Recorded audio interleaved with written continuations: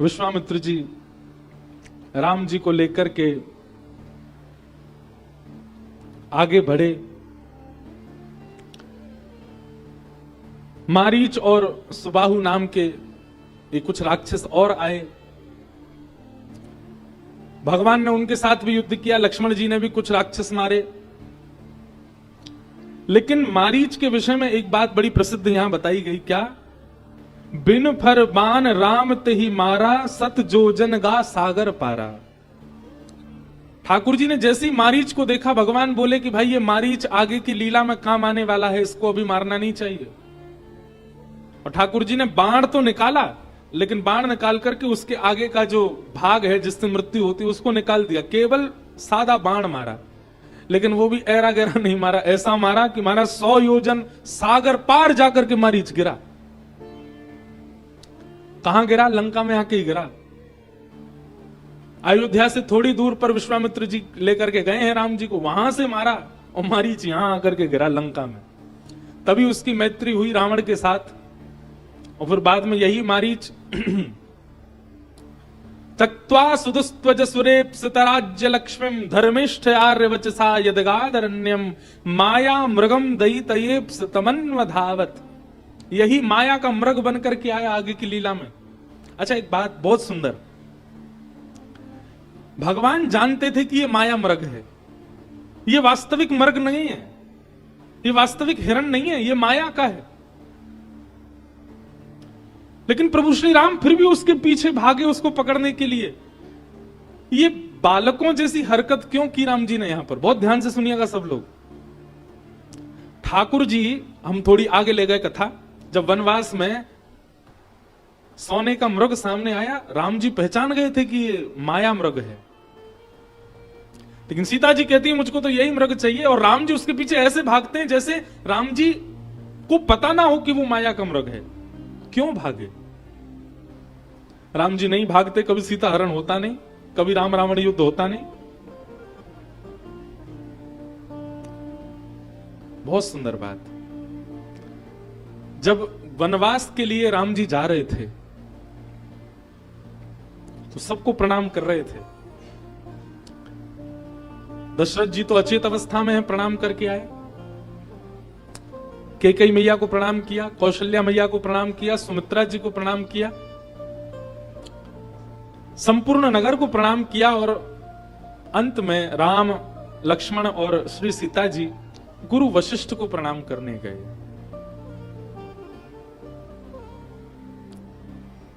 और जैसे ही गुरु वशिष्ठ को प्रणाम किया, गुरु वशिष्ठ राम जी से कहते हैं कि राम भद्र, 14 वर्ष के लिए आप जा रहे हैं, हम आपसे कुछ मांगना चाहते हैं। राम जी कहते हैं भगवान आप आज्ञा करें, क्या चाहिए? बोले तुम मेरे शिष्य हो, लक्ष्मण भी मेरा शिष्य है, लेकिन सीता जी मेरी पुत्री भी हैं और शिष्या भी।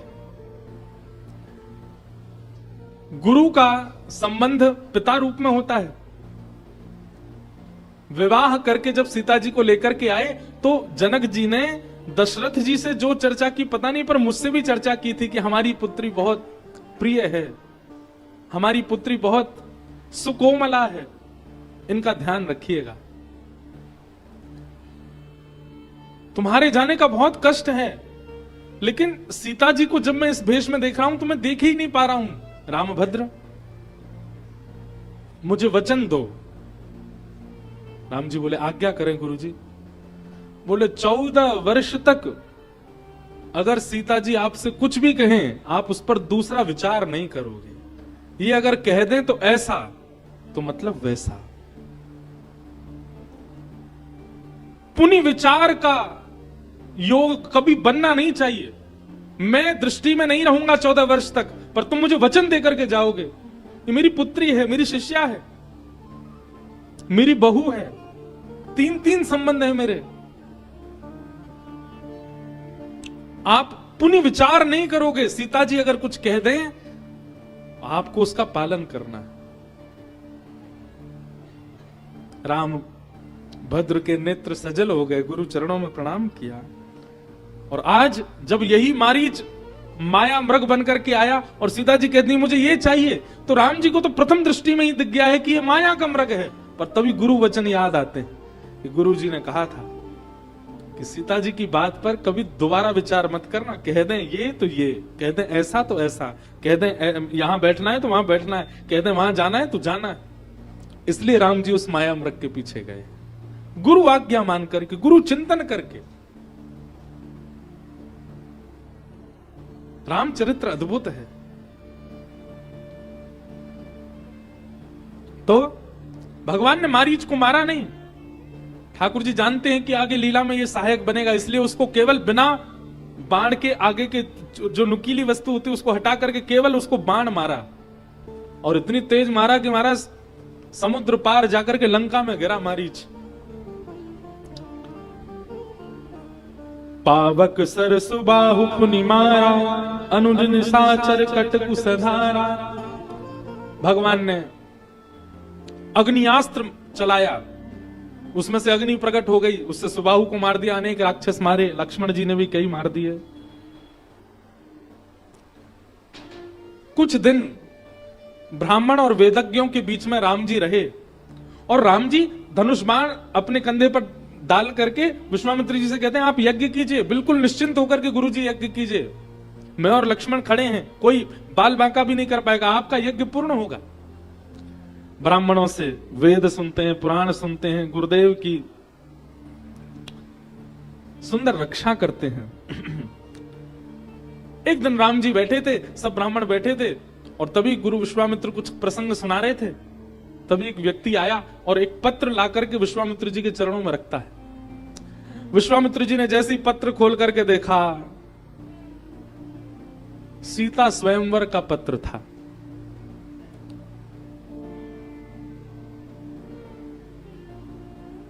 विदेहराज जनक जी ने आमंत्रित किया है, हमारी पुत्री सीता जी का स्वयंवर हो रहा है और उसी में धनुर्यज्ञ होगा, हे मुनिवर कृपा करके आप पधारो।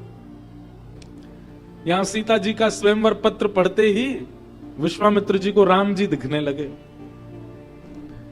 तो गोस्वामी जी कहते हैं कि विश्वामित्र जी ने ऐसा नहीं कहा कि चलो राम जी एक स्वयंवर में चल रहे हैं।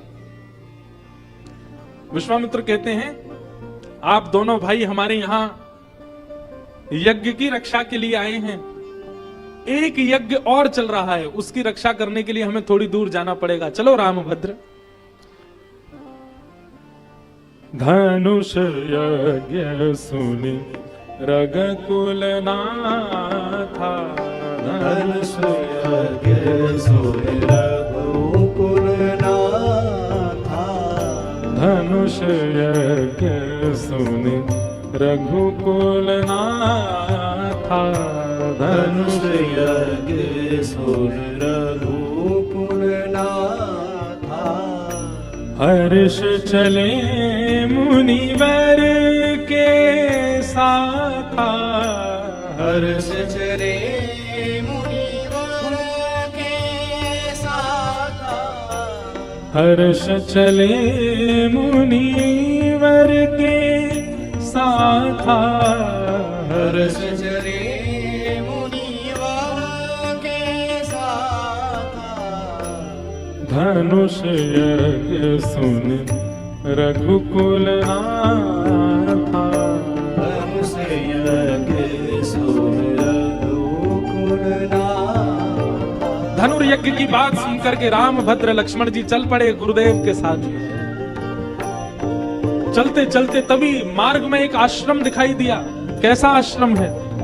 आश्रम एक देख मग माही, आश्रम एक मग माही, खग मृग जीव जंतु तह नाही,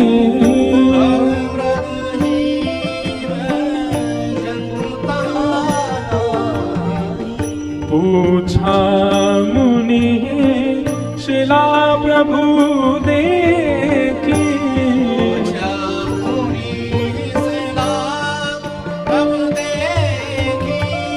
सकल कथा मुनि कहा विशेषी,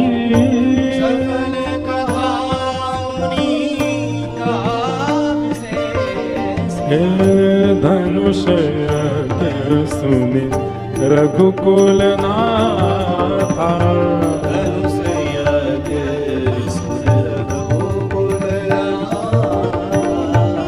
हर्ष चले मुनिवर के साथा, हर्ष चले मुनिवर के साथा। धनुष सुन रघुकुल नाथा, धनुष यज्ञ सुन रघुकुल नाथा। राम जी विश्वामित्र जी के साथ जा रहे हैं, तभी एक आश्रम दिखाई दिया। रूप से तो वो आश्रम लग रहा था, परंतु व्यवस्था से आश्रम जैसी भावना उत्पन्न नहीं हो रही थी। कैसे? खग मृग जीव जंतु तह नाही। आश्रम की शोभा है कि आश्रम पर कभी कभी गैया हो, पशु पक्षी हो, थोड़े थोड़े आदि ऐसे भ्रमर डोल रहे हो, तितलियां उड़ रही हो, ऐसे बाग बगीचे पुराने घरों के लोग बाहर रखते थे। आजकल तो फ्लैट में रहते हैं, अब कहां से आमे ऐसे। राम जी भी हमारे घरों को देख करके ऐसी भावना ही रखते होंगे। ये कैसे घर है? यहाँ पे तुलसी के पौधे तो है नहीं, यहाँ पे द्वार पे गैया तो बंधी नहीं है, यहाँ पे एक भी पौधा तो लगा नहीं है, पुष्प तो है नहीं, ये कैसे घर है? बंबई दिल्ली में रहने वाले लोग उनके घरों को देख के राम जी यही कहते होंगे, क्योंकि घरों की शोभा तो तुलसी हो, वहां पर पौधे हो, थोड़ी तितलियां घूम रही हो, भौरे पुष्पों पर बैठे हो, तब शोभा बढ़ती है घर की। घर का प्रारंभ प्रवेश ऐसा ही होना चाहिए, भले एक तुलसी होनी चाहिए। राम जी बोले गुरुदेव ये आश्रम तो है, परंतु ये आश्रम बड़ा विचित्र सा लग रहा है। यहाँ पर कोई जीव जंतु नहीं दिख रहे, कोई बढ़िया फुलवारी नहीं है, कोई ऐसा लग रहा है कि पहले कभी यहाँ लोग रहते होंगे, अब कोई रहता नहीं। और तभी मार्ग में एक बड़ी सी शिला रखी है। ये शिला कैसी विचित्र और बीच मार्ग में है। तब विश्वामित्र गुरु ने पूरी कथा बताई और कहा, गौतम नारी श्राप बस उपल देह धरि धीर, चरण कमल रज चाहती, कृपा करहु रघुवीर। सबको कथा तो पता ही है, विदित कथा है। गौतम ऋषि, उनकी नारी है ये अहिल्या, इससे एक अपराध बना था। क्या अपराध? बहुत सुंदरी थी, इसका रूप बहुत सुंदर था, पातिव्रत में रहती थी। इसके रूप को देख करके एक दिन इंद्र मोहित हो गए और इंद्र गौतम ऋषि का रूप बना करके आ गए। इन्होंने जब इंद्र को देखा, आए तो वो गौतम ऋषि के रूप में थे, परंतु ये देख करके पहचान गई कि ये इंद्र है, मेरे पति नहीं है, पति का रूप धारण करके आए हैं।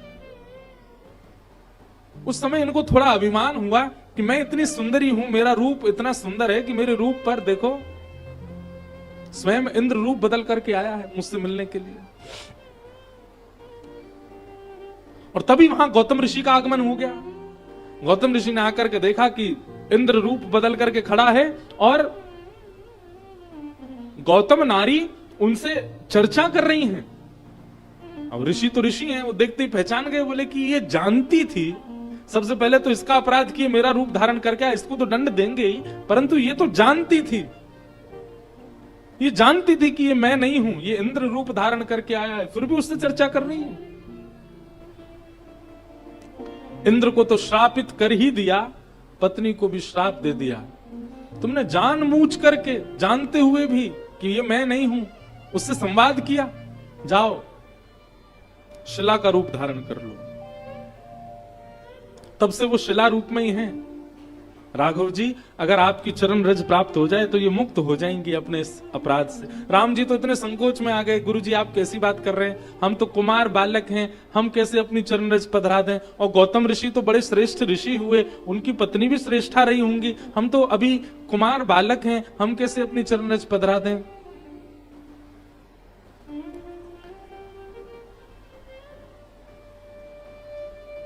बंधुओं, एक बात यहां पर समझ आती है और गोस्वामी जी उसको उल्लेखित भी करते हैं। यदि किसी व्यक्ति से अपराध हो जाए और उस अपराध का बोध करके वो प्रायश्चित कर ले, तो भी उसे भगवत प्राप्ति हो सकती है। ये अहिल्या के प्रसंग से हमें समझ आता है।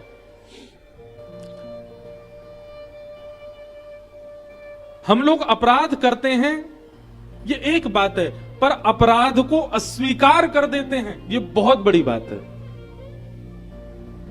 जिस दिन हम अपराध को अस्वीकार कर देते हैं, ठाकुर जी हमारा नाम ही हटा देते हैं मिलन से, बोले इससे मिलना ही नहीं। अपराध किया तब तक भी हमारी लिस्ट में नाम रहता है ठाकुर जी के में। कितने अपराधियों को ठाकुर जी मिले, पर अपने अपराध को अस्वीकार कर देते हैं और अस्वीकार करके स्वयं को निरपराधी घोषित करने में लग जाते हैं। ठाकुर जी उससे दूरी बना लेते हैं। अहिल्या का अपराध था और उन्होंने अपने आप को शिला रूप में रहना मंजूर समझा। मैंने अपराध किया है, पतिव्रता धर्म निभाना चाहिए था, वो भी छोड़ करके मैंने जानबूझ करके, जानते हुए भी इंद्र का संग क्यों किया। विश्वामित्र जी बोले दया करो राम। कई वक्तागण कहते हैं कि राम जी ने अपने चरण स्पर्श नहीं कराए, वे तो बड़े संकोच में थे, वे तो बहुत संकुचित हो रहे थे, कैसे अपने चरण छुपा दूं। लेकिन ठाकुर जी ने जैसे ही चरण उठाए हैं शिला के ऊपर, चरणों में से रज अपने आप ही गिर करके, मानो रज जो है, मानो पृथ्वी के कण जो हैं, वे भी राम जी के संकोच को समझ गए कि प्रभु बहुत संकोच में हैं, चरण रखने में उनको बहुत पीड़ा होगी। इसलिए जैसे ठाकुर जी ने चरण उठाए हैं, अपने आप ही रजकण मानो भगवान के चरणों से लग गए और जैसे शिला के स्पर्श के लिए जाने लगे, रजकणों ने विचार किया कि ठाकुर जी को बहुत पीड़ा होगी अगर स्पर्श हो गया तो, पहले ही रजकण नीचे गिर गए और शिला से प्रकट हो गई अहिल्या, मुक्त हो गई अपने श्राप से। जैसे ही मुक्त हुई है, शिला के रूप में से बाहर पधारी है, तुरंत अहिल्या ने अपना सिर बाहर किया, ठाकुर जी के चरण स्पर्श हो गए और अहिल्या का उद्धार हो गया। परशत पद पावन शोक नशावन, प्रगट भई तप पुंज सही।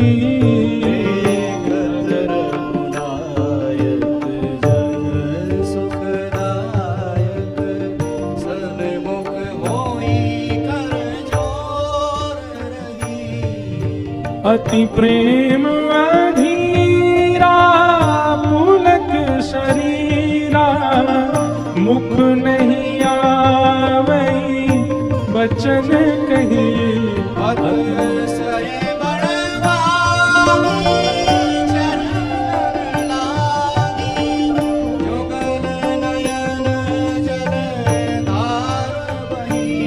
जैसे ही भगवान के श्री चरण कमलों का स्पर्श प्राप्त हुआ,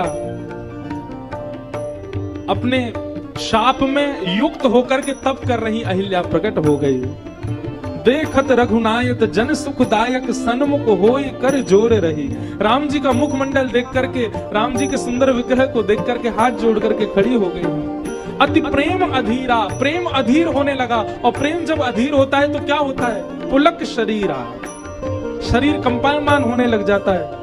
मुख नहीं आवन वचन कही, शब्द आने आ तो रहे पर बोल नहीं पा रही है। अतिशय बड़े भागी चरण ने लागी, जुगल नयन जल धार बही। नेत्रों से विरल अश्रुधार गिर रहे। धीरज मन की प्रभु कहु चीना, रघुपति कृपा भगति पाई। निर्मल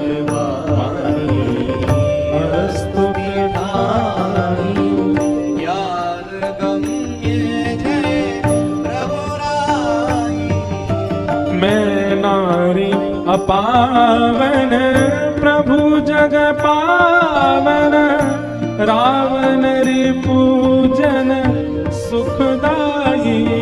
राजीव विलोचन भय मोचन, पाहि पाहि शरण नहीं आई। मुनि शाप जो दीना अति फल की, परम अनुग्रह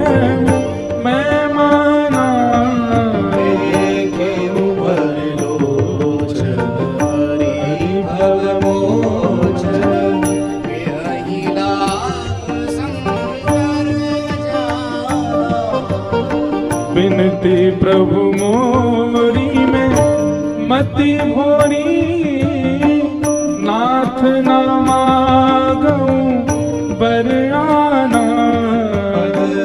कमल परागा रस अनुरागा, मम मन मधुप करे पाना। पर सत पद पावन लोक न सावन, प्रगट भई तब मुझ सही।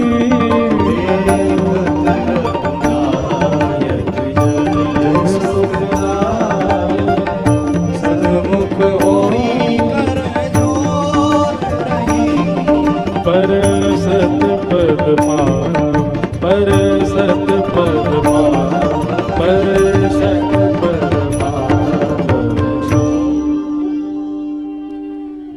भगवान के चरणों का स्पर्श पाते ही अहिल्या का उद्धार हुआ। आज मुनि के द्वारा दिए गए श्राप को भलाई मान रहे हैं। भगवत प्राप्ति जिस दिन जीवन को होने लग जाती है, उस दिन क्रोधापि देवेन वरेण तुल्यम, बड़े लोगों का क्रोध वरदान के जैसा लगने लग जाता है।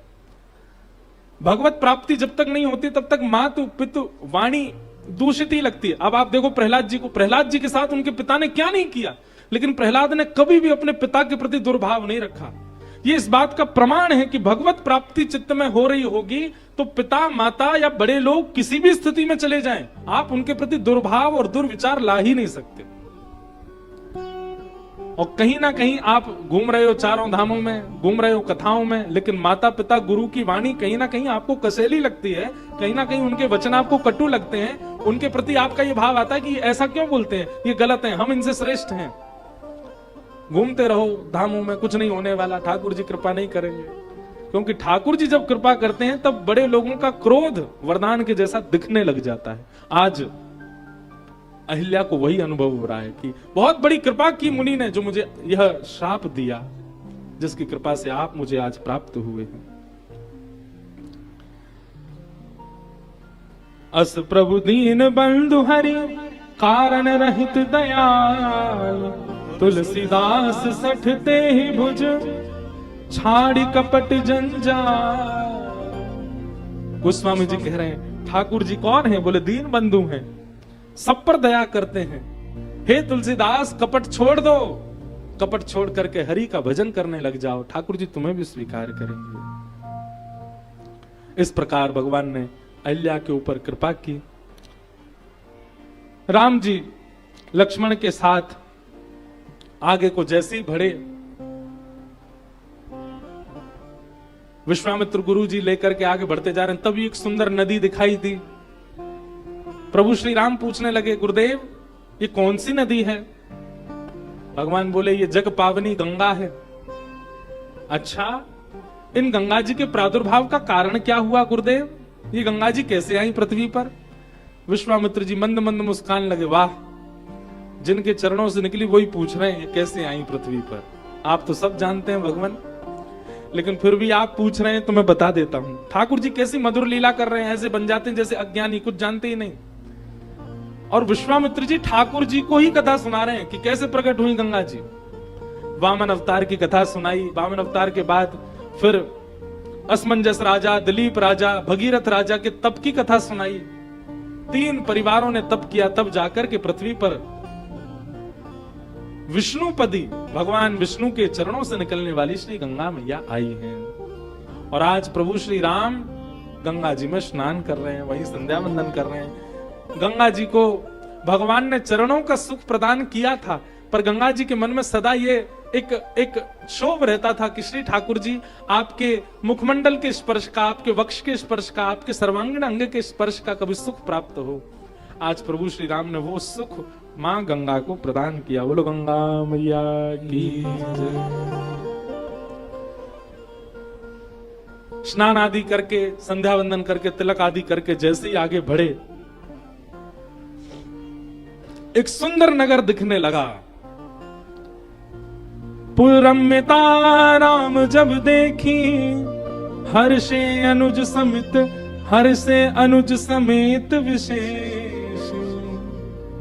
जैसे ही महाराज विदेह नगर को देखा, जनकपुर को देखा है ठाकुर जी ने दूर से ही, मन ही मन बड़ा हर्ष होने लगा, ठाकुर जी प्रसन्न होने लगे। लक्ष्मण जी का हाथ पकड़ के थोड़ा थोड़ा दबाने लगे। आहा, कितना सुंदर नगर है। हम रामचरित्र पढ़ते हैं, हमको हमारे ठाकुर जी बड़ी याद आती है। जैसे विदेह नगर को देख करके यहाँ पर राम जी के हर्ष का वर्णन किया गया, वैसे वृंदावन को देख करके श्री कृष्ण के हर्ष का वर्णन भागवत में किया। वृंदावनम संप्रविश्य सर्वकाल सुखावहम। पूरी भागवत जी में कितने नगरों में गए भगवान, लेकिन केवल वृंदावन के लिए लिखा है। क्यों? वृंदावन प्रविष्ट होते ही ठाकुर जी बड़े प्रसन्न हो गए, अति आनंद में आ गए। क्यों?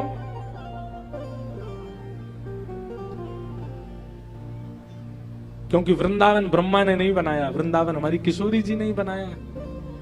किशोरी जी के हृदय कमल से वृंदावन का प्रादुर्भाव हुआ, इसलिए ठाकुर जी प्रसन्न हो रहे हैं। और आज यहां पुर रम्यता राम जब देखी, हर्षे अनुज समित विशेष। क्यों इतने प्रसन्न हो रहे हैं? क्योंकि जानकी जी का स्थान।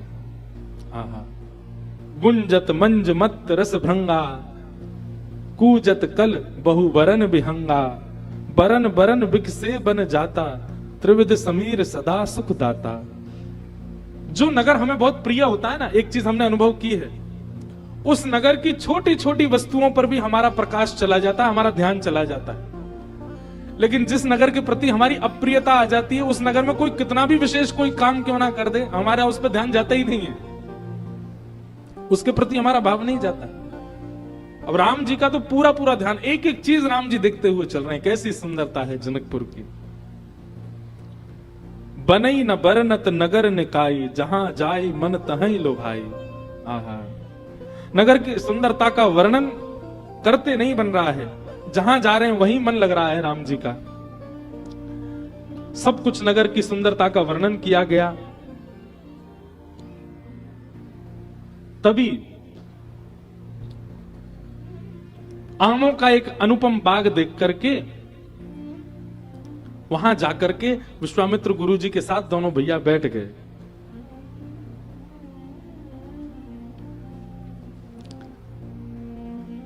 छांव में जाकर के बैठे हैं। तभी किसी नगरवासी ने विश्वामित्र जी को देखा, दौड़ करके गए और विदेह राज जनक जी को जाकर के सूचना प्रदान की है कि बोले महाराज, नगर में श्री विश्वामित्र जी आए और 2 कुमार बालक उनके साथ में पधारे हैं। यहां जैसे ही जनक जी ने सुना कि विश्वामित्र जी आए, तुरंत सबको इकट्ठा किया। बोले अरे बधाई की तैयारियां करो, स्वागत की तैयारियां करो, मुनि हमारे नगर में पधारे हैं। और यहां बगीचे में क्या हुआ, यहां गुरु विश्वामित्र थोड़े बैठ करके पौड़े हैं, थोड़े थक गए थे, थोड़े सोने को हो रहे हैं। तभी रामभद्र जी कहते हैं, बोले आपकी आज्ञा हो गुरुदेव, तो हम थोड़ा विचरण करके आए बाग में। बोले हाँ रामभद्र जाओ। राम जी लक्ष्मण जी थोड़ा विहार करने के लिए गए और तभी यहां पर श्री जनक जी का आगमन हुआ। जनक जी ने आकर के ही विश्वामित्र जी का स्वागत किया। स्वागत करके खूब प्रणाम किया, उनका स्वागत कुशलाई पूछी, आदि आदि सब आनंदित हुए। अब यहां जनक जी विश्वामित्र जी से चर्चा कर रहे थे, सब बैठे थे। उतने में ही श्री रामभद्र जी का और लक्ष्मण जी का आगमन हुआ। वे थोड़े घूमने गए, बगीचा में घूम करके लौट करके आए तो एक आश्चर्यजनक घटना घटी। क्या? श्याम गौर मृदु पयस किशोरा, लोचन सुखद विश्वचित चोरा, उठे सकल जब रघुपति आए, विश्वामित्र ने खट बैठाए। जैसे ही राम जी का आगमन हुआ, राम जी अभी वयस अवस्था में, कुमार अवस्था में है, पर उनके रूप की कांति, उनके नेत्रों का आकर्षण और उनके रोम रोम के प्रति ऐसी ऐसी ऐसी आकर्षण की स्थिति बन जाती है सबकी कि राम जी के आते ही सब खड़े हुए। ये बात तो समझ आती है, पर विदेहराज जनक जी भी खड़े हो गए और जनक जी खड़े होकर ये पहचान ही नहीं पा रहे कि मैं खड़ा क्यों हो गया हूं।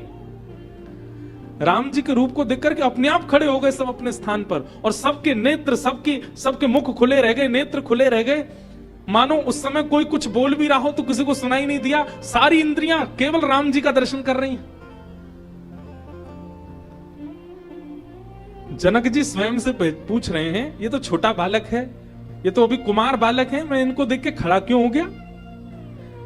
इनमें कोई तो बात है, इस बालक में कुछ तो दिव्यता है, कुछ तो श्रेष्ठता है जो मैं अपने आप को भी नहीं रोक पाया।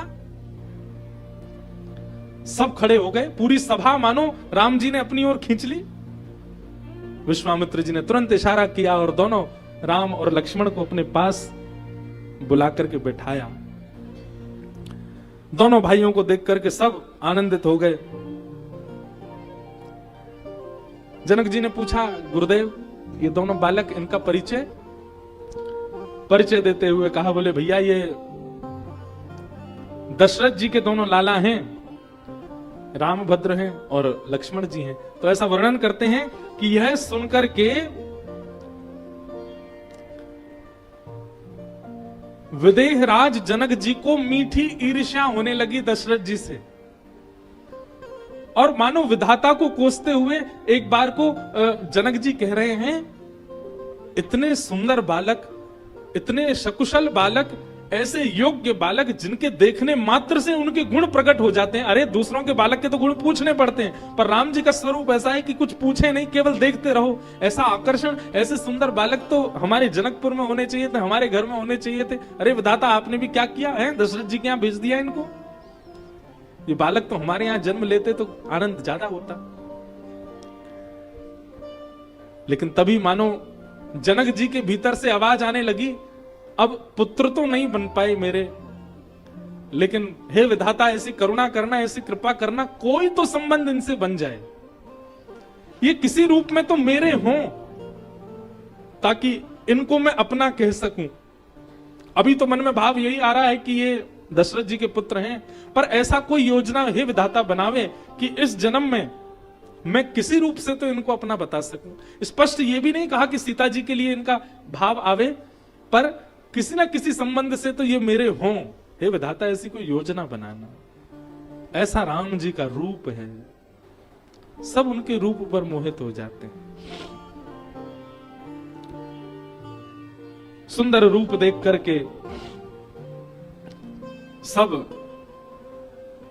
आनंदित हो गए। तभी विश्वामित्र जी से विदेहराज जनक कहते हैं कि भगवान आप इस वन में बैठ गए आकर के, कृपा करके आप भीतर चलिए ना नगर में। और नगर में एक सुंदर स्थान है, सुंदर सदन, जहां मेरी पुत्री सीता रहती है। सुंदर सदन की खासियत ऐसी है कि वो मौसम के अनुरूप पूरा सदन निर्मित होता रहता है। सर्दियों में गर्म हो जाता है, गर्मियों में ठंडा पड़ जाता है, जब इच्छा होती है तब वर्षा हो जाती है, जब इच्छा होती है मीठी प्यार बहने लगती है। ऐसा सुंदर सदन है। मैं सीता को कहूंगा वो कुछ दिन हमारे भवन में रहेगी। आप लोग आए हैं, आपके आने से उस सदन की और महिमा बढ़ेगी, आप कृपा करके उसमें विराजमान हो जाओ। सुंदर सदन सुखद सब काला, तहां बासुले दीन भुमाला। विश्वामित्र जी कहने लगे नहीं हमको तो यही सुख है। तो जनक जी ने मानो ऐसा भी कहा, आपको तो अभ्यास है वन में रहने का। दशरथ जी के दोनों कुमार आए हैं, कल को लौट करके जाएंगे तो क्या कहेंगे कि हम तो वन में ही रहे। अरे एक राजा का धर्म होता है कि दूसरे राजा के आए हुए लोगों का उत्तम सत्कार करे, और साथ में मुनि भी पधारे, तो हमको ये सौभाग्य दीजिए, आप कृपा करके वहीं चलें। जैसे ही विश्वामित्र जी ने राम जी की ओर देखा, राम जी ने सिर हिलाया, बोले चलें गुरु जी इतना कह रहे हैं तो। और दोनों राम जी और लक्ष्मण जी के साथ विश्वामित्र सुंदर सदन में पहुंचे। लक्ष्मण जी राम जी से कहने लगे, बोले भैया हमको तो नगर देख करके इतना अच्छा लगा, इतना अच्छा लगा कि हमारा मन हो रहा है हम फिर से देखने के लिए जाएं, पर हमको बहुत संकोच हो रहा है, हम गुरु जी से कैसे कहें। राम अनुज मन की गति जानी, भक्त वशल हिय उलसानी। राम जी लक्ष्मण जी की मन की गति जान गए, और जान करके तुरंत गुरुदेव से जाकर के कहने लगे, गुरुदेव मैं तो ठीक हूं, पर लक्ष्मण का बहुत मन हो रहा है नगर भ्रमण करने का, आपकी आज्ञा हो तो मैं लक्ष्मण को थोड़ा नगर भ्रमण करा लाऊं। गुरुदेव ने जैसे ही सुना, कहा जाओ रामभद्र। और यहां पर कहा भी है क्या, नगर दर्शन करने मत जाओ, नगर के लोगों पर कृपा करने जाओ, नगर के लोगों के नेत्रों को सुख प्रदान करने जाओ। बड़भागी होंगे वे लोग जिस मार्ग से आप निकलेंगे, आपके रूप का दर्शन करके सब आनंदित हो जाएंगे। राम लक्ष्मण जैसे ही निकले हैं महाराज नगर भ्रमण के लिए, ऐसा वर्णन करते हैं, अटारियों पर लोग खड़े हो गए, बालक आगे आगे दौड़ करके सबको संकेत करते जा रहे हैं, 2 राजकुमार आ रहे हैं, जल्दी निकल करके आओ, उनका रूप देखो। जो एक बार राम जी को देख लेता है दौड़ करके घर में जाता है, बाकी के बैठे हुए लोगों को उठा करके लाता है, जल्दी आओ, 2 ऐसे कुमार बालक हमारे नगर में भ्रमण कर रहे हैं, ऐसे कभी देखे नहीं। सखियां सब अपनी अटारियों पर खड़े होकर के राम जी के रूप को देख रही हैं, और कई सखियां आपस में चर्चा कर रही हैं, हमारे जनक जी ने सीता जी के ब्याह के लिए गलत निर्णय ले लिया। क्या गलत निर्णय ले लिया? बोले धनु यज्ञ का कार्यक्रम करा दिया, धनुष को जो तोड़ेगा वही ब्याह करेगा। अब ऐसे कुमार बालक ये तो बेचारे स्पर्श भी नहीं कर पाएंगे, और सीता जी के पूरे योग्य लग रहे हैं। राम जी को देख करके कई सखियां अपनी अटारियों से चर्चा कर रही हैं और विधाता से प्रार्थना कर रही हैं, हे विधाता, या तो इनका सीता जी से ब्याह हो जाए, नहीं तो हमारे नगर में किसी से भी इनका ब्याह हो जाए, पर हो जाए हमारे नगर में। किसी सखी ने आगे पूछा, ये क्या बात हुई? सीता जी से ब्याह हो जाए ये बात समझ में आती है, लेकिन तुम कह रही हो किसी से भी हो जाए, उससे तुमको क्या लाभ मिलने वाला है? बोले अरे सीता जी से ब्याह हो ये तो प्रथम इच्छा है, पर सीता जी से नहीं हुआ तो किसी और से हो जाएगा, तो उस बहाने ये दोनों नगर आते रहेंगे, और जब जब आएंगे तब तब हमको दिखते रहेंगे, इसलिए हम कह रही हैं हे विधाता, इनका विवाह हमारे नगर में ही हो जाए। राम जी के उस रूप को देख करके सब आनंदित हो रहे हैं। राम जैसा नगीना नहीं, सारे जग की बजरिया। राम जैसा नगीना नहीं, सारी जग की बजरिया में।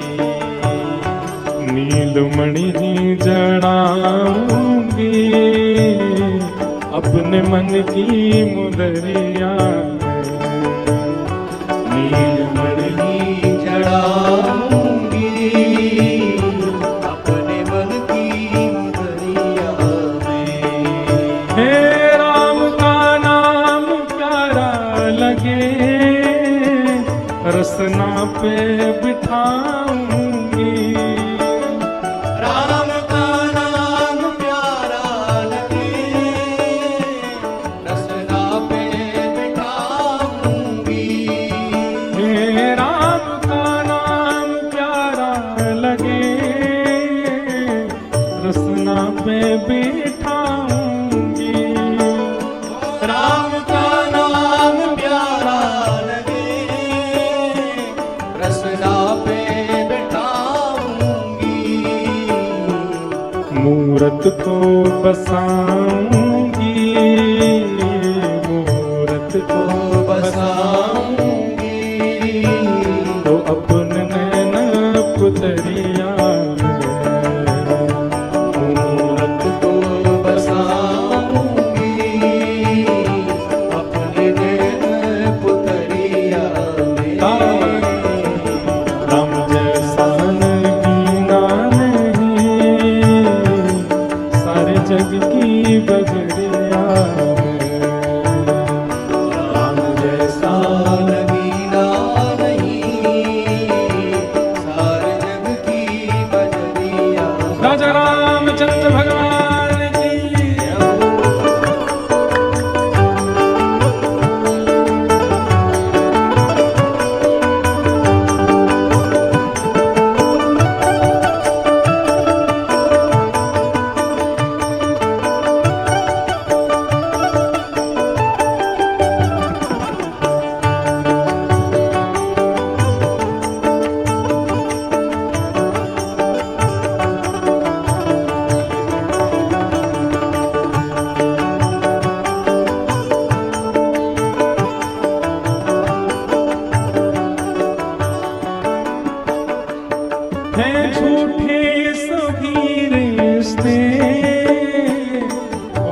झूठे सभी नाते, हैं झूठे सभी रिश्ते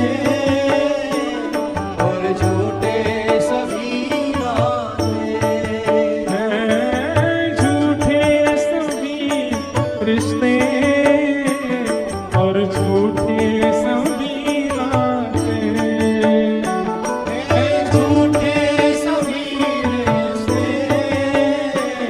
और झूठे सभी नाते, झूठा रंग ना चढ़ाऊंगी, झूठा रंग ना चढ़ाऊंगी अपनी श्यामल चदरिया में। झूठा रंग ना चढ़ाऊंगी अपनी श्याम चुनरिया में। राम जैसा नगीना नहीं सारे जग की बजरिया में। राम जैसा नगीना नहीं सारे जग की बजरिया में। अंतिम भाव। सब जनकपुर के लोग राम जी को देख करके यही भाव रख रहे हैं, बस क्या, हे जल्दी से यतन करके राघव को रिझाना है, जल्दी से यत्न करके राघव को रिझाना है। ओ जल्दी से यतन करके राघव को रिझाना है, जल्दी से यत्न करके राघव को रिझाना है। ओ राघव को रिझाना है। ओ राघव को रिझाना है। क्यों? पंक्ति बहुत सुंदर है। राम जी को क्यों जल्दी रिझाना है हमें?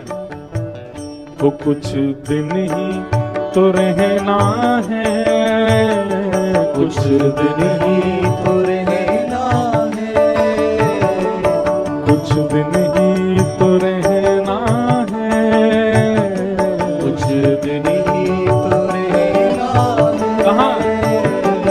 काया की कुठरिया में।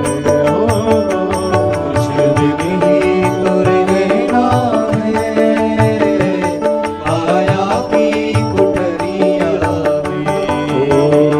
कुछ दिन ही तो रहना है, काया की कुठरिया में।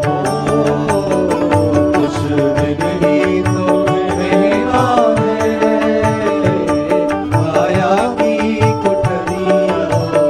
भाव से राम जैसा नगीना नहीं सारे जग की बजरिया में।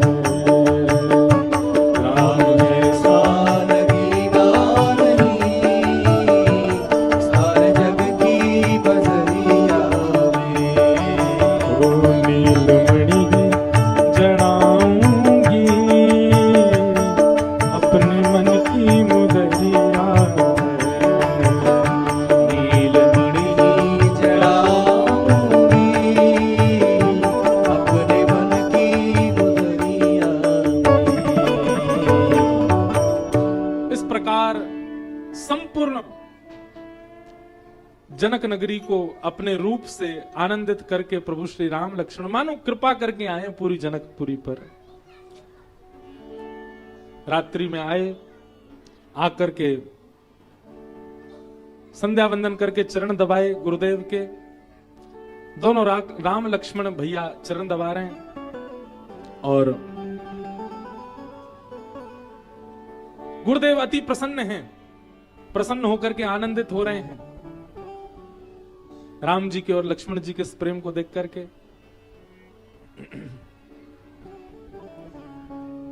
गुरु जी ने आज्ञा की, जाओ रामभद्र अब आप भी जाकर के शयन करो। ले आएंगे, हम ले आएंगे, जाओ। आप लोग ले जाना कोई। क्या बता रहे थे हम? क्या बता रहे थे? हाँ, तो राम लक्ष्मण दोनों चरण दबाने लगे। चरण दबा करके जैसे सोने के लिए गए तो फिर लक्ष्मण जी ने राम जी के चरण दबाए। बोले भैया आप दोनों गुरु जी की सेवा करके अब आप सो जाओ, हम आपकी सेवा करें। लक्ष्मण जी चरण दबाने लगे। सबसे विलंब से सोए लक्ष्मण जी, लेकिन सबसे पहले उठ गए और उठ करके नहा धो करके तैयार हो गए। ये सेवा का, इसीलिए जीवाचार्य हैं श्री लक्ष्मण जी महाराज। उठे लगन लखन निश विगत सुने, अरुण सिखा धुनिका, गुरु तो पहले ही जागपति, जगतपति जागे राम सुजान। लक्ष्मण जी पहले ही उठ गए और पहले ही उठ करके स्नान ध्यान करके सब तैयार हो गए। गुरुदेव की पूजा के लिए सुमन लेने के लिए दोनों भैया वन में गए। जैसे ही वन में गए वहां जाकर के मालियों से आज्ञा लेने लगे, कहां से पुष्प लें, कहां से तुलसी जी इकट्ठी करें। इस प्रकार का भाव रखा।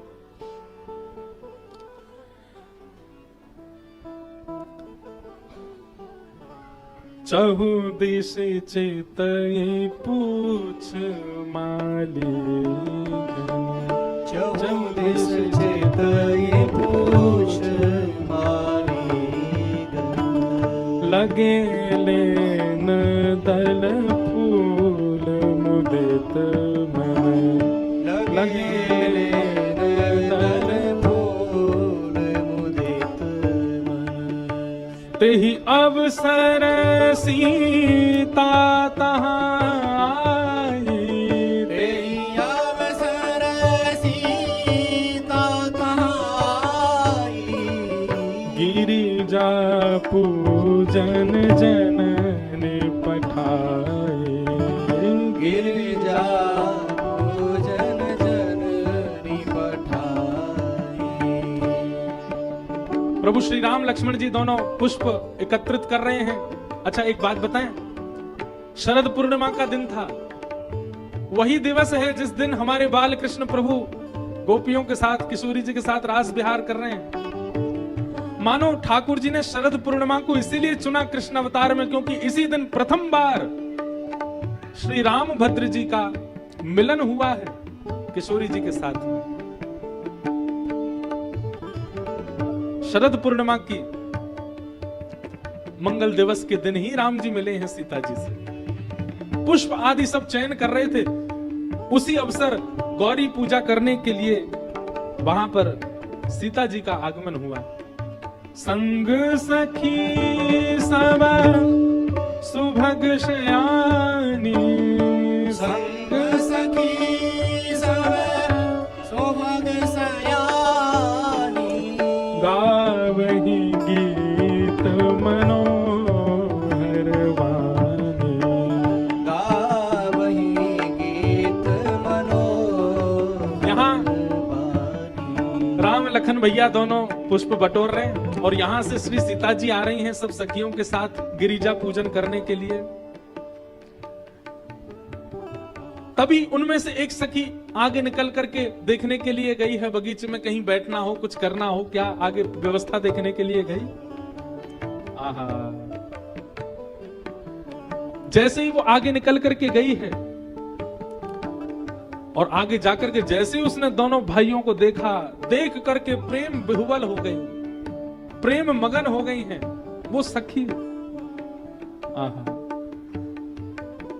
देख करके पहले तो अपने आप को संभाल नहीं पाई और जैसे तैसे स्वयं को संभाला तो दौड़ करके गई है और जाकर के सीता जी को बता रही है। क्या?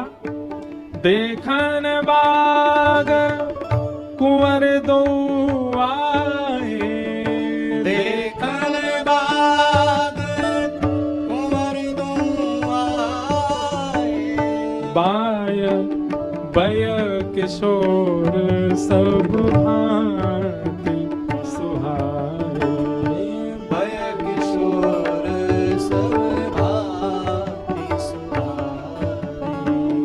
श्याम गौर किमी कहो बखानी, श्याम गौर की विकहो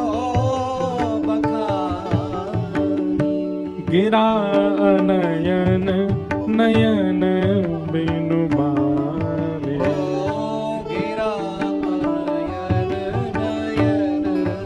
जैसे अब ये भाव प्रेम का है, इसको तो आपको अनुभवी करना पड़ेगा। सखी दौड़ करके गई सीता जी से जाकर के बोली, अरे तो कुंवर घूम रहे हैं इस वन में, कैसे हैं? बोले एक श्याम वर्ण का है, एक गौर वर्ण का है। उनका रूप कैसा है मैं कैसे बताऊं? आंखों ने देखा है पर आंख बोलना नहीं जानती, मुख ने देखा नहीं है तो ये मुख बोल करके बताए कैसे? सीधी बात है, मैं कितना भी बखान करूं उनके रूप का, मैं बता नहीं पाऊंगी, वो तो नेत्रों से देखने से ही समझ में आएंगे। बहुत सुंदर रूप कांति है, ऐसा रूप मनोरम है कि उनको देखते ही प्रेम अपने आप प्रकट हो रहा है चित्त में।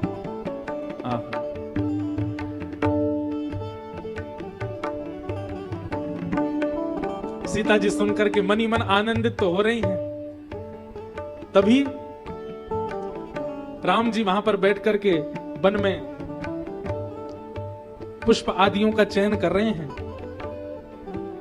सीता जी थोड़ी सी समीप जा रही हैं, अभी सघन वन है, दिख नहीं रही एक दूसरे को दोनों। तभी रामभद्र यहाँ पुष्प आदि तोड़ रहे थे, कुछ गुरुदेव के पूजा की सामग्री इकट्ठी कर रहे थे।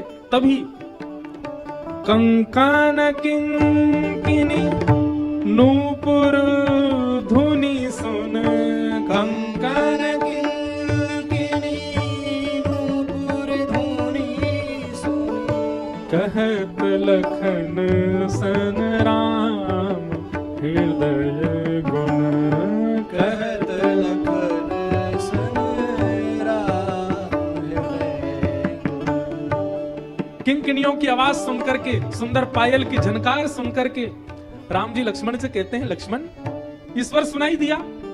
तुमको कुछ सुनाई दिया? मैंने किंकिनियों की आवाज बहुत सुनी, नूपुरों की आवाज सुनी, पर ऐसी आवाज कभी नहीं सुनी। देखो, राम जी के रूप को सखी ने देखा और सखी ने रूप का जाकर के वर्णन किया, तब जाकर के सीता जी के चित्त में प्रेम प्रकट हुआ। पर यहाँ सीता जी का किसी ने रूप बताया नहीं है, केवल सीता जी की नूपुर की ध्वनि गई है राम जी के कानों में, उस ध्वनि से ही प्रेम प्रकट हो रहा है। राम जी कह रहे हैं, ऐसा लग रहा है मानो कामदेव अभी अभी यहाँ पर विजय प्राप्त करके गया हो। मैं सहज ही ये स्वर सुनकर के आकृष्ट हुआ जा रहा हूं। अस कहीं फिर चितते ही ओरा, अस कहीं फिर चितते ही ओरा, सिय मुख शशि भय नयन चकोरा, सिय मुख शशि भय नयन चकोरा, भय विलोचन चारु वंश चल, भय विलोचन चारु चंचल, मनहु सकुचि निम तजे दिंग चल, मनहु सकुचि निम तजे दिगंग। और तभी सघन कुंज की एक ओट से श्री सीता जी का मुखमंडल दिखने लगा, और जैसे ही किशोरी जी के मुखाकृति को राम जी ने देखा है, अभी सीता जी ने राम जी को नहीं देखा, राम जी ने सिया जी को देखा। देखते ही मानो ऐसा लगने लगा कि सामने चंद्रमा है और राम जी चकोर बनकर के उनके रूप लावण्य को देख रहे हैं। अपलक हो गए राम जी, पलक गिर नहीं पा रहे, ऐसा रूप देख करके आनंदित हो गए।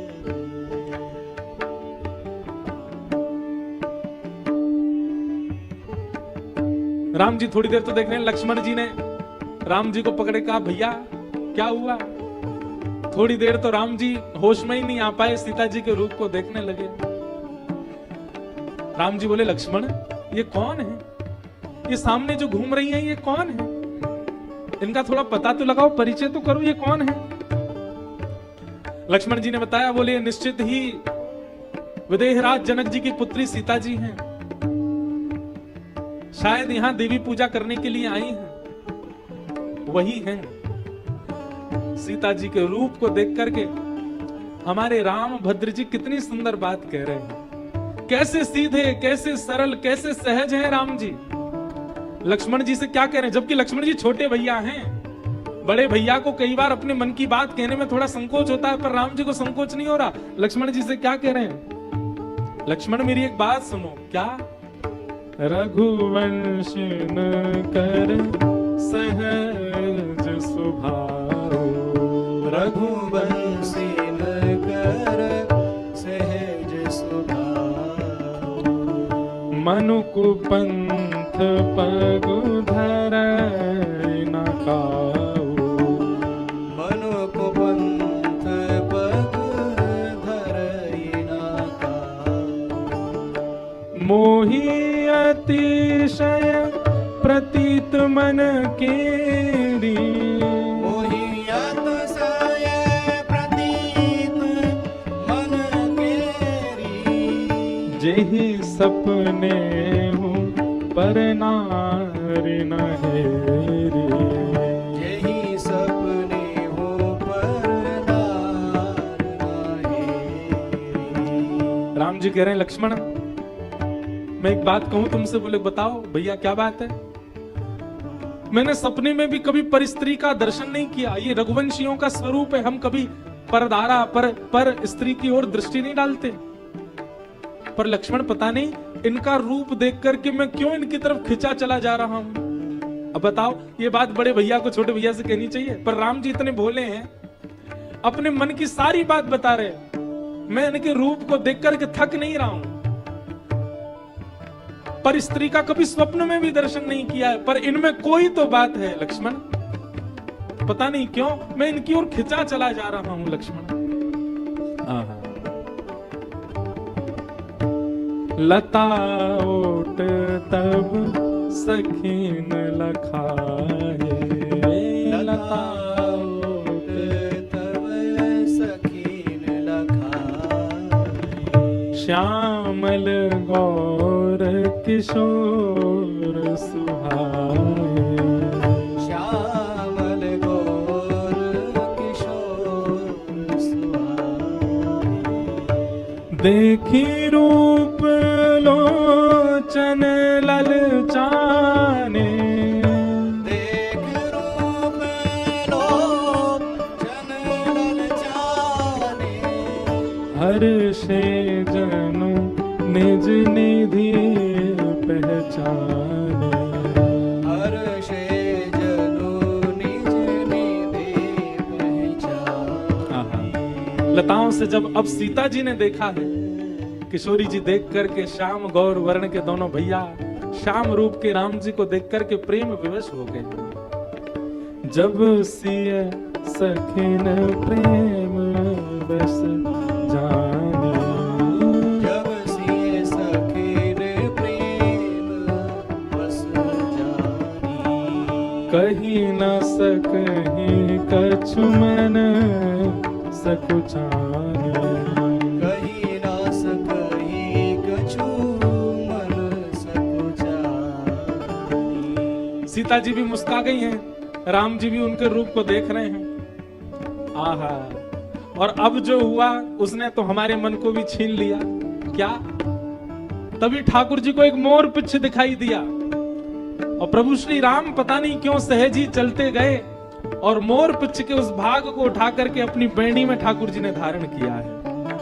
राम भद्र ने आज मोर पंख धारण किया। मोर पंख सिर सोहतनी के, मोर पंख सिर सोहतनी के, गुछ बीच बीच कुसुम कली के, गुछ बीच बीच कुसुम कली के। बोलो मोर पंखधारी श्री राघव जी महाराज की। हमने एक बात कही थी ना सुबह के सत्र में, राम जी सब चीजों का प्रारंभ कर रहे हैं। ये सब लीलाएं राम जी ने प्रारंभ की हैं। ठाकुर जी तो उस प्रारंभिक लीला का ही संवाहन कर रहे हैं। जैसे पिता की पदवी को पुत्र संभालता है, श्री राम जी की पदवी तो पहले ही स्थापित हो चुकी है, उसका निर्वहन भगवान श्री कृष्ण कर रहे हैं। अब क्या जरूरत थी मोर पिच्छ को धारण करने की? परंतु मानो मोर पिछ धारण करते ही राम जी ने अपने प्रेम का प्रस्ताव रखा है किशोरी जी के आगे। मोर पिछ धारण करते ही रूप कांति ऐसी हुई, ऐसी अद्भुत हुई महाराज, क्या बताएं, उसका वर्णन नहीं कर सकते। मोर पिछ को धारण कर लिया, लेकिन तभी सीता जी ने और सब सखियों ने एक आश्चर्य देखा। क्या? भाल तिलक श्रम बिंदु सुहाए, भाल तिलक श्रम बिंदु सुहाए, श्रवण सुभग भूषण छवि छाए, श्रवण सुभग भूषण भैया छाए। शरद पूर्णिमा का दिन है, इतनी गर्मी नहीं थी, भोर का समय है, कोई ग्रीष्म ऋतु नहीं है, और श्री राम जी के मुखमंडल पर प्रश्वेत के बिंदु प्रकट हो रहे हैं। क्यों? हमारे मामा जी, बक्सर वाले मामा जी तो पद भी गाते हैं, छूटल ललार पे पसीना हो लाल काहे, छूटल ललार पर पसीना। हे लाल जी, आपके पसीना क्यों आ रहे हैं? कोई गर्मी का महीना तो नहीं है, ऐसी सुंदर ब्यार चल रही है, सुंदर पुष्प वाटिका में आप खड़े हो, फिर आपको प्रश्वेत के बिंदु क्यों आ रहे हैं? हमारे राम भद्र आज पहली बार संकोच में आए। किशोरी जी की रूप कांति को देख करके ठाकुर जी इतने आनंदित हो गए हैं। कहां आज तक ऐसा रूप देखा नहीं, पहली बार किसी नारी को नेत्र भर के देखा है राम जी ने, इसलिए पसीना आ रहे हैं राम जी के मुखमंडल पर। सब सखियां इस रूप की बलैया ले रही हैं, सीता जी इस रूप के दर्शन करके आनंदित हो रही हैं। बोलो राम भद्र भगवान की जय। सीता जी ने राघव जी को देखा और राम जी ने श्री किशोरी जी को देखा। सीता जी गई मंदिर में और जाकर के जगदम्बा भवानी के चरणों में प्रणाम करके मानो मनी मन उन्होंने कह दिया, ये जो अभी अभी दिखे थे मन में, इन्हीं से ही विवाह हो जाए, यही हमें प्राप्त हो जाए, ऐसी कृपा करो। सीता जी के वचन सुनकर के जो भवानी की मूर्ति थी, उस मूर्ति पर अपने आप ही प्रसन्नता प्रकट होने लग गई, मानो स्वीकृति प्रदान कर दी कि हे सियाजू, आपके मन में जो भाव है वो होगा। जय जय गिरिवर राज किशोरी, जय महेश मुख चंद चकोरी, जय गज बदन सडानन माता, जगत जननी दामिनी दुत गाता। सब श्री सियाजू ने जाकर के प्रणाम किया, वंदन किया।